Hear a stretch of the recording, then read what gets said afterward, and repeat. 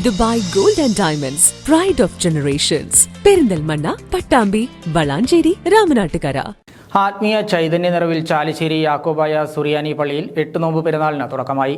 Chalissery saint Peter's and saint Paul's Yakobaya Suriyani പള്ളിയിൽ വിശുദ്ധ ദേവമാതാവിന്റെ 8 നോമ്പ് പെരുന്നാളിന് തുടക്കമായി. രാവിലെ പ്രഭാത പ്രാർത്ഥനയ്ക്ക് ശേഷം മാത്യൂസ് മോർ തീമോത്തിയോസ് മെത്രോപൊലീത്ത വിശുദ്ധ കുർബാന അർപ്പിച്ചു. മധ്യസ്ഥ പ്രാർത്ഥനയും അനുഗ്രഹ സന്ദേശവും നൽകി. വനിതാ സമാജം പ്രവർത്തകരുടെ ജീവകാരുണ്യ പ്രവർത്തനങ്ങൾക്ക് വേണ്ടിയുള്ള ചിപ്സ് വിൽപ്പനയുടെ ആദ്യ വിതരണവും മെത്രോപൊലീത്ത നടത്തി. ധൂപപ്രാർത്ഥനയും സ്ലീബാവണക്കവും സ്നേഹവിരുന്നും ഉണ്ടായി. 8 ദിവസം തുടർച്ചയായി നടക്കുന്ന പ്രാർത്ഥനാ ഗോപുരത്തിനും തുടക്കമായി.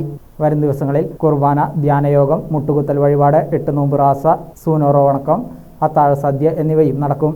തിങ്കളാഴ്ച രാവിലെ ഫാദർ ബേസിൽ കൊള്ളാർമല്ലി കുർബാന അർപ്പിക്കും. പകൽ ധ്യാനയോഗം ഫാദർ ജോമോൻ ജോസഫ് നയിക്കും. രാത്രി യോഗത്തിൽ ഫാദർ പൗലോസ് പാറേക്കര കോർ എപ്പിസ്കോപ്പ വചന പ്രഘോഷണം നടത്തും. പെരുന്നാൾ 8-ാം തീയതി സമാപിക്കും.